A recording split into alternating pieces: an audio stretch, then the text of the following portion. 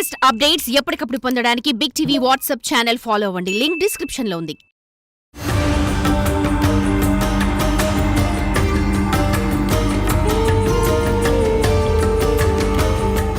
భక్తులు తమ ఇష్టదైవాలను రకరకాలుగా పూజిస్తుంటారు. తాము ఆరాధించే దేవుళ్లకు అభిషేకాలు చేస్తారు, నైవేద్యాలు సమర్పిస్తారు, ముడుపులు కడతారు, మొక్కులు తీర్చుకుంటారు.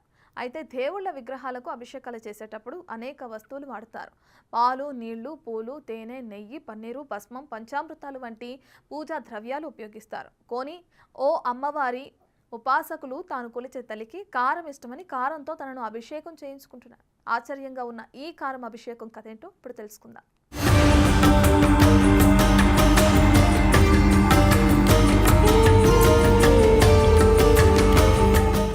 ఏలూరు జిల్లా ద్వారకా తిరుమల మండలం దొరసానిపాడు గ్రామంలో శ్రీ శివ దత్తాత్రేయ ప్రత్యంగారి వృద్ధాశ్రమం కలదు. ఇందులో స్వస్తి స్త్రీ చంద్రమానేని క్రోధినామ సంవత్సర కార్తీక బహుళ పంచమి రోజు బుధవారం నాడు ప్రత్యంగారి దేవికి ప్రత్యేక పూజలు నిర్వహించారు. అమ్మవారి ఉపాసకులు శివస్వామి ఆధ్వర్యంలో పలువురు పండితులు గణపతి పూజ, పుణ్యాహవచనం, దీక్షాధరణి, మూల మంత్రహరణలు, పూర్ణాహృతి హోమం నిర్వహించారు. ఈ ప్రత్యేక పూజా కార్యక్రమాలకు పరిసర ప్రాంతాల నుంచి భక్తులు పెద్ద సంఖ్యలో హాజరయ్యారు. గత 3 ఏళ్లుగా సరిగ్గా ఇదే తిథి రోజు ప్రత్యంగారి దేవికి ప్రత్యేక పూజలు నిర్వహిస్తున్నారు. అయితే కార్యక్రమం చివరిలో అమ్మవారి ఉపాసకులు శివస్వామి వారికి శ్రీ ప్రత్యంగారి దేవి ఆవహించిందని, ఆ సమయంలో అమ్మవారికి ఇష్టమైన కారంతో స్వామివారికి అభిషేకం జరిపించాలని పండితులు అంటున్నారు.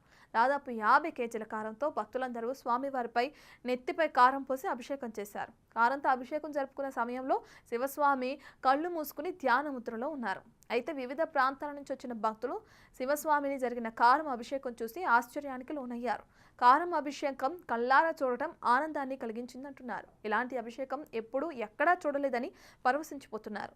ఏదేమైనా శివస్వామికి కారంతో అభిషేకం స్థానికంగా చర్చానీయాంశంగా మారింది.